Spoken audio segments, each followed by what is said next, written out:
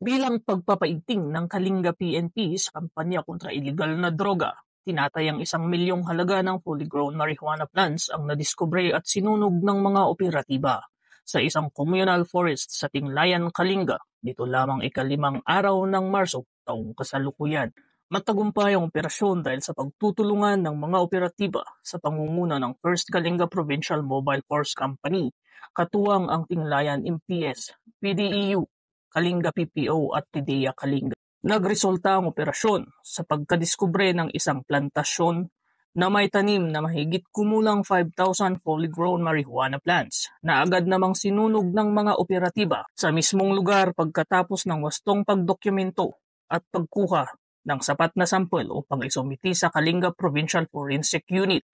para sa karagdagang pagsusuri. Ang matagumpay na operasyon ay patunay na kaisa ang pambansang pulisya, katuwang ang iba't ibang ahensya ng pamahalaan sa pagpapaigting ng kanilang kampanya kontra iligal na droga, alinsunod sa pangunahing prioridad ng administrasyon tungo sa bagong Pilipinas. Mula dito sa Regional Police Office Community Affairs and Development Unit, Cordillera Administrative Region, ako ang inyong PNN correspondent, Patrolman Sungkad, alagad ng batas, tagataguyod ng balitang pulis.